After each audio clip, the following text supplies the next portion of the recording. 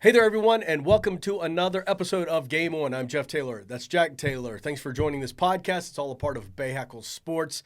Your home for high school sports. We're trying to do our best to tell you the stories, the scores, the highlights, everything that happens around the Queen City and the surrounding areas when it comes to high school sports. And if you want to follow us, help us out. Jack, how can they do that? You go to our channel, and you can like, subscribe.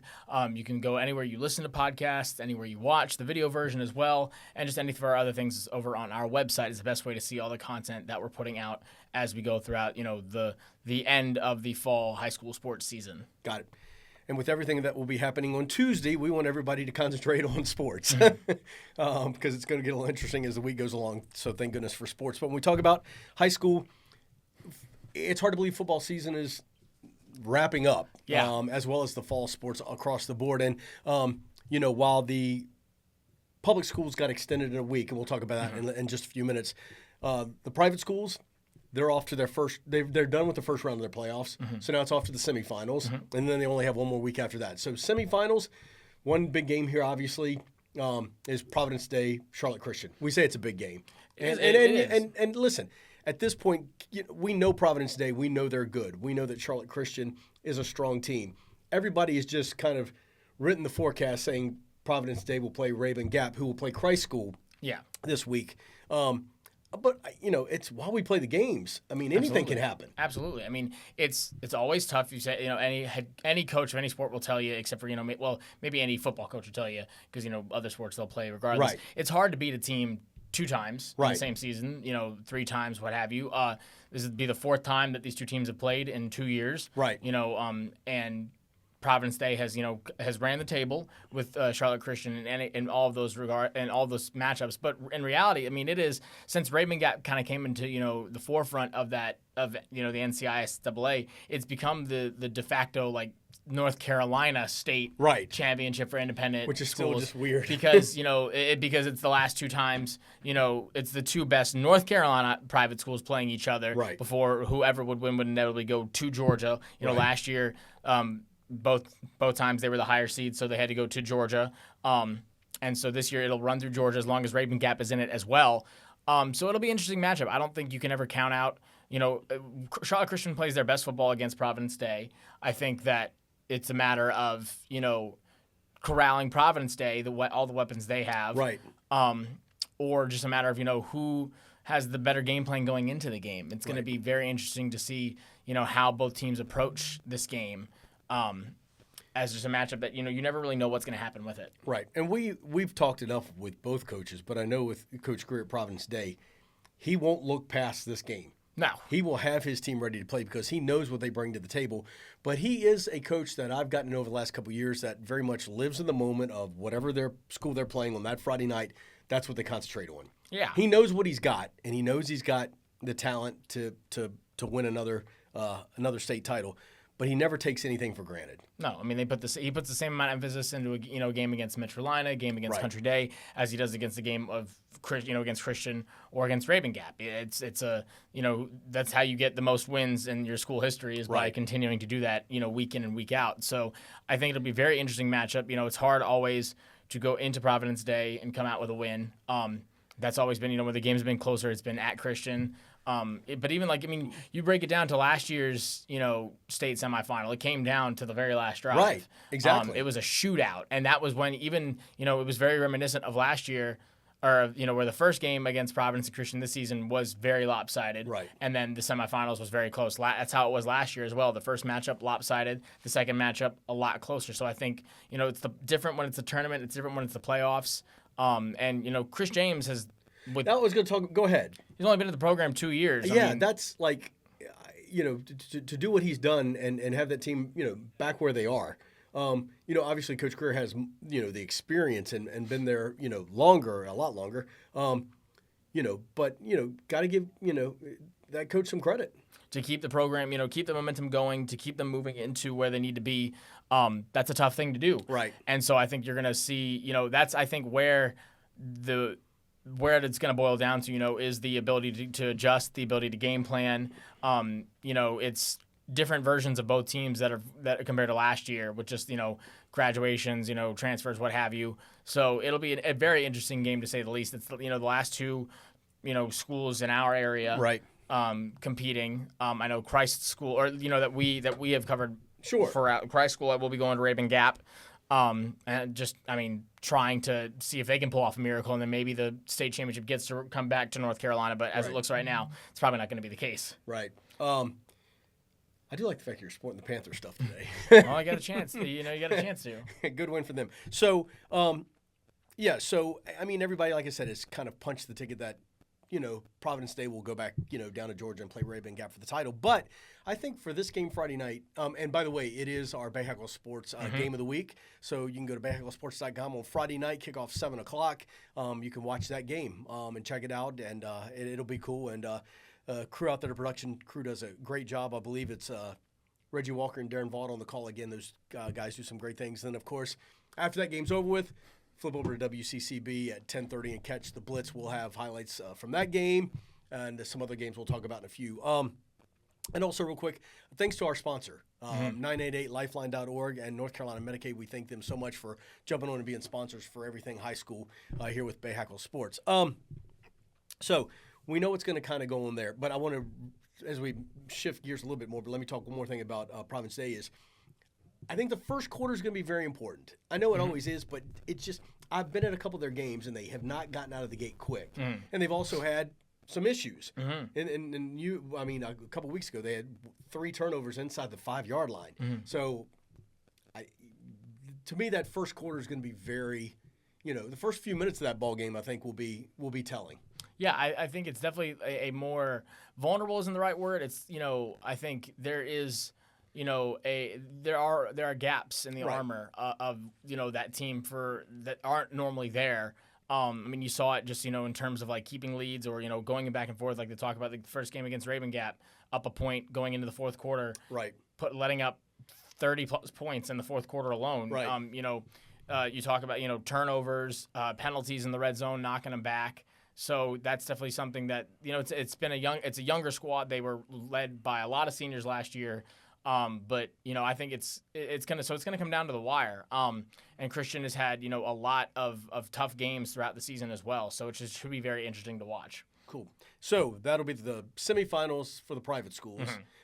Now the North Carolina season, much like the South Carolina season, I think all got extended a week. Yes, but so the South Carolina season they did to accommodate for some schools, and right. then North Carolina as well. It's not unprecedented. They did so back, and I believe it was like 2018, 2019, the last time. Right. A hurricane came through the area. Right. So they were able to, extend it to allow for teams, in the upstate of South Carolina, teams in, the western region of North Carolina to get, a lot of these teams that need these final games to be able to either get into the playoffs, to just cement, teams like Watauga, teams like, High Brighton, and then in the upstate for South Carolina as well. Right. So it allows for an extra week of football. And because, and for a lot of teams, they weren't, trying to, add a new game. A lot of teams just rescheduled that game that they had missed, whether it was because there was 2 weeks in our region where it was at week 2 of the season. Right. And then I believe it was week 6 of the season where everything got flipped up on its head. So because of that, a lot of teams didn't need to add an extra game. They just took whatever game that was going to be and put it there because if they couldn't make it work in the bye week or what have you. There's a lot of teams this year that are only sporting 9-game records, which you can do, but for some of these teams, and so a lot of teams finished this past Friday night. Yeah. So there is a plate full of games this coming Friday night. And for a lot of these schools that are playing on Friday night, they needed this week just to maybe get into the playoffs. Yeah. You look at Providence High School. Providence South Meck. Providence needs, South Meck got a big win last week, so they're going to be coming with a lot of momentum. Right, over Myers Park. Taking out Myers Park, which might have knocked Myers Park out of the playoffs. It depends on how the RPI goes. And there's and that's what everybody's just sitting on their couches right now trying to figure out how this extra week is going to affect RPI. Right. Because they can't even, normally this time of year we'd know the bracket already, but there's no way to be able to do that without these games going through, knowing, how the strength of schedule is affected, how win and loss record is affected. So Providence will be playing. They won out after losing, a good amount of the conference games. They won out, so they're sitting at 4 wins. And they've been scoring, 40 to 60 points a game over the last couple of weeks. But they're in one of the tougher, they're in one of the tougher conferences in terms of, like, I'd say, pound for pound football. Right. Butler, Independence, Catholic. Right. That's Tough as it gets. It's one of the toughest in terms of mean, And they held their own. What Providence against those teams held their own. And then there were some teams they just, of course, beat up on, let's be real. Yeah. But now you're talking about a South Meck team, like you said, that just beat Myers Park and had to hold on to beat them. Yeah. For Providence, you get a win, and you're in. The and you imagine. And I would imagine. And if I'm correct, for Coach Ward out of Providence, they've been in the last 3 years, I think. I believe so. I think they maybe missed his first year. I can't remember, but they've been in the last 3 years, getting in with that 5th or 6th win. Yeah. So it's a big game for them. It is. I mean, they squeaked in last year and ultimately having to go up against Providence. Weddington. Which, I mean, you lose to the state champion. It's not the worst thing in the world. No. It's going to be interesting because this is probably more than likely the last year. I think that it'll be that 5 wins is kind of the cutoff. I would agree. When you expand the but would it though, or does it take away some of the talent pool? I don't know. And how they're going to do it? How they're going to break down all the classifications? When you go to 8A, you do so to imagine, small to minimize the bracket. Right. So then because of that, if the bracket goes from 32 teams in a region to a full 64 team bracket, right, to instead 28, 16, like I don't know how. We'll see. So I think that would make it to where you need to have just a 500 record is not going to cut it anymore. Agreed. Because I think that's what they, ultimately the NCHSAA was like, look at these first rounds you do get some surprise wins, right, but a good amount of them are blowouts right. that you were kind of thinking were going to happen. So Providence has that. I know Concord is playing Cox Mill. That was an extra game they added on. Concord sitting at 4 wins as well. But with that conference, it's going to be hard. Right. But it's not unheard of. And then you also have East Mex hosting a game. They're not anywhere near the playoffs, but to have a home final night, playing. But then there's other teams, Kings Mountain, Crest, a lot of those regions that didn't ever reschedule their games where the whole conference has to play. Some conferences still might be up in the air because of that. Right. So you're not gonna have a shortage of games to look at on Friday in this extra week, and it's gonna be mainly teams. The interesting thought process was talking to coaches about how they handle this week. I talked to Andy Capone the other week about this is the most they've practiced all in a season since he can remember. Right. So he's like, we're not going to take the time off, not making an extra bye. We're gonna practice. Not run them through the coals, but make sure we get a practice in. A couple practices in because you don't want that rust to sit in as you go into the playoffs. And now the unfortunate part is going to be that in years past the state championship for NCISAA fell on to the second week of the playoffs for North Carolina public schools. Now it's going to fall on the very first week. Yeah. Because I was interested. I was wondering to see if they were going to push back at all or not. Because they still had some schools, affected. Right. But it will be very interesting to see. And now, like I said, people the conferences are pretty well, evened out for the ones we know. Catholic securing Weddington. Right. Palisades with a loss to AK. That went from now being the outright conference championships to now they're co-champions with Olympic. Right. So Olympic and Palisades both, getting bids. It's still historic for Palisades and still a huge accomplishment for Absolutely. Palisades. But kudos to Olympic.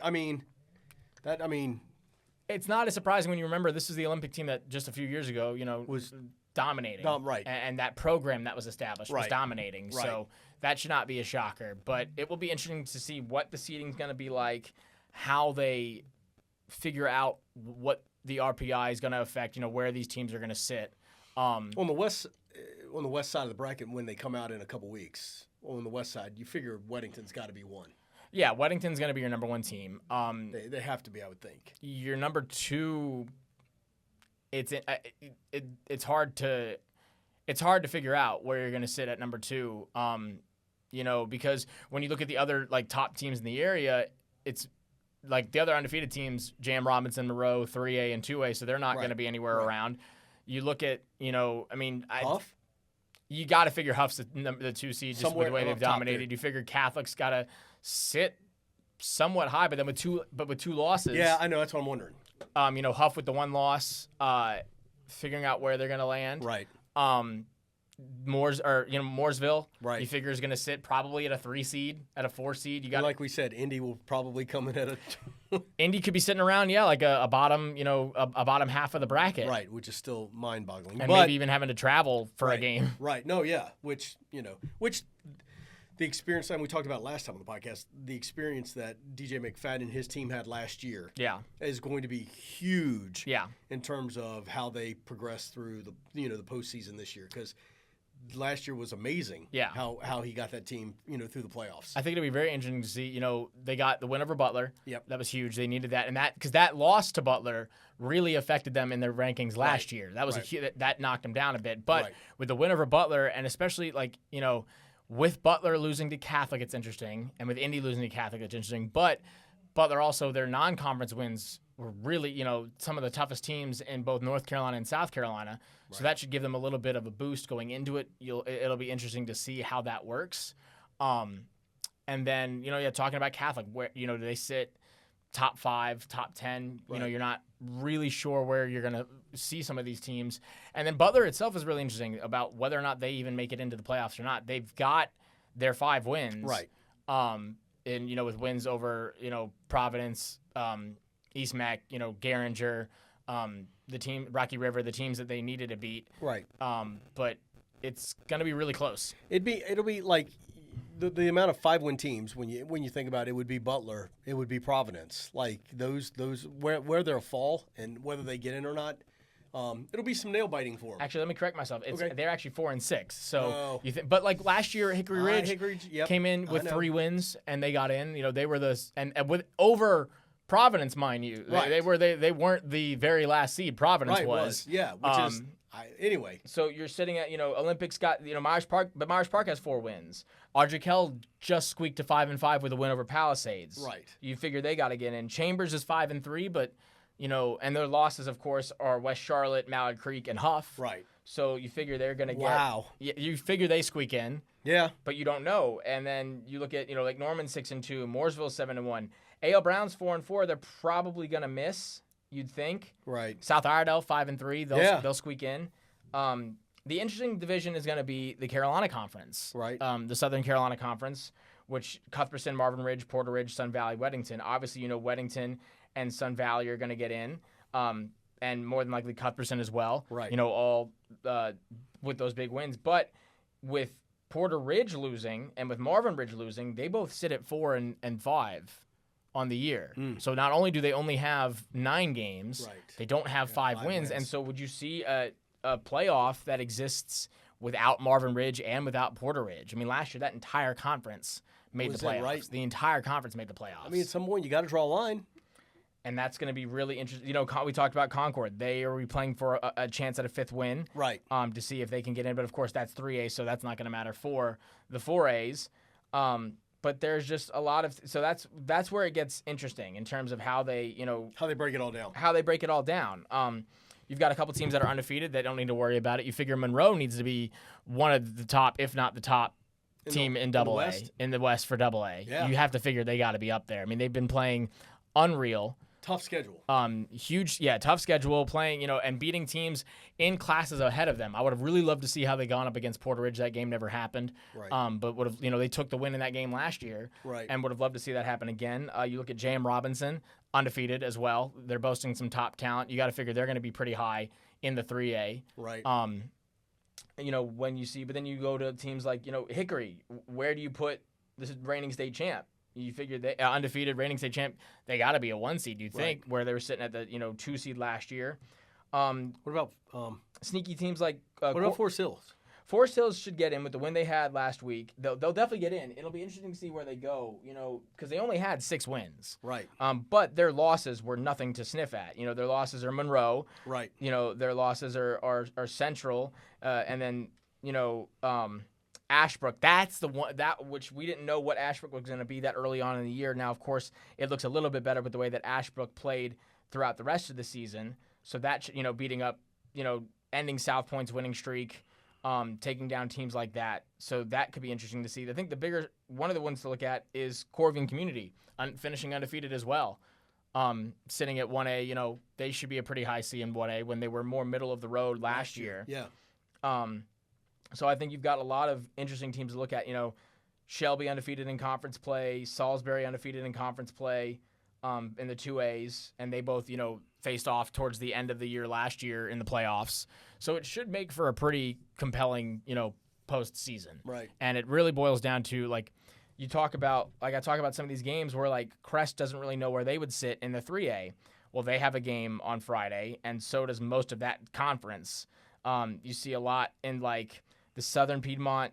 Shelby's going to be playing, Bessemer City's playing in the Catawba Conference for 2A. Bunker Hill, Bandy's, East Burke, all those are playing. Yep. In the foothills, West Iredell is playing, Fred Ford. And then in the Big South, you've got Crest is playing, South Point's playing, Kings Mountain's playing, Hunter Huss is playing. Pretty much that entire conference is playing. Right. Ashbrook and Forest View were able to get their games situated so where they didn't have to play this late in the year, but that whole conference, you figure Crest is going to take it, but you're not really sure. Right. So it's interesting to see how this will kind of flesh out as they go into the now, quote, we've said final week however many times, the actual final week of the regular season. Right. And then Monroe, obviously great season, but you mentioned one of their players. Yeah, so Jordan Young obviously is a key part of their team. Both sides of the ball. He gets it done everywhere. He was deciding between NC State and Clemson and committed to Clemson over the weekend. It's a big get for that Clemson defense. We'll see how that may be some bias slipping in. Maybe see how long he stays with that decision. Right. He was getting offers he visited Michigan over the week. The last weekend he was looking at NC State. But just in that team in general and what Sal has done with that program, just dominating the entire time. And to the point, some teams where you were they really whooped on them. Right. And so then, as just a handful, like we said, we have undefeated teams like Weddington, Northwestern and South Carolina, Jam Robinson, Corvian, big names, all, Hickory going looking like no one's going to touch them again. So a lot of the Red Tornadoes. Yeah, a lot of undefeated to the point where you weren't even sure how much those teams were going to see that same kind of success. Sure. Weddington, there was some thoughts. There was some maybe they weren't, especially when the running back goes down. Yep. They didn't miss a beat. Jam Robinson doesn't miss a beat. And then neither does Monroe going undefeated. So kudos to those schools. Now again, just 9-0, it was interesting. I was waiting to see, and it tells you what kind of coaches they are. They don't care about it being, in the record book as a 10-0 perfect season. Right. They're like, we don't need to put an extra game, put our kids in, Right. harm's way before the playoffs. Yeah. Let them, and rest from because you're not going to get any patty cake games because who's going to schedule that kind of game with you, Right. No one's going to schedule to take on an undefeated team, even if they are going to be sitting most of their starters. So that should be interesting to see, whenever the brackets get released. And we figure out as we go, the blitz will continue throughout the postseason, up until that final week of state championships. So, right. And so, real quick too. So the state championships, I think, are the 13th and 14th of December. Right after that, there are a couple of kind of all-star games, but of course the big one's the Shrine Bowl. The Shrine Bowl of the Carolinas, North Carolina, South Carolina. That will be on December 21st. Down in Spartanburg, so we'll be covering that. Looking forward to that. It's going to be a cool time there, and we'll get you more details as we get closer to that. It's always kind of the cool community football deal as they work with the Shriners Hospital and stuff like that. So kudos to them. So switch gears one more time from the gridiron to volleyball. They just wrapped up their fall season, and kudos to Martin Ridge. They did lose Saturday in the state championship match to Cardinal Gibbons. But kudos to them. They had a great season. They ended up, I think, 34-4. Wow. And their loss in the state championship to Cardinal Gibbons was their first set loss and their first loss or whatever since August 27th. That's amazing. Which is crazy. So kudos to them. Now they're 1-1 in state championships, which say what you want. Not a bad record to have. Hundreds of schools out there would love to have that record. Absolutely. Or to just have that ring on the state championship. So kudos to the ladies out there at Marvin Ridge for doing that. And it's hard to believe, where now I've talked to some coaches. The hoop season is pretty much next week, I think. Yeah. If I'm correct. So obviously now we'll have some more on the gridiron, some on the hardwoods. And I'm looking forward to it. Some great stories out there that we'll tell over the next few weeks. Scott Taylor's one of them, the coach out at Ambassador Christian who left Myers Park. His historic program, state titles. Yeah. And now you go to basically a school that has no juniors or seniors. No. Just to kind of put your faith out there and say, hey, I'm going to try something new. So I'm meeting with him, and we'll tell you his story pretty soon because that's going to be kind of cool. So that is it. For this week of Game On. Like Jack said at the beginning, wherever you listen or watch your podcast, drop us a note. You subscribe, like, follow. We'd love to hear from you guys. If you have any great story ideas, please let us know, especially around high school sports. That is what we're trying to focus on here at Bahakel Sports. So enjoy the week. Stay safe with everything that's going on with the election on Tuesday and stuff. And we will see you Friday night on the Blitz, 10:30 on WCCB. We'll have Game On next week. And until then, have a great week.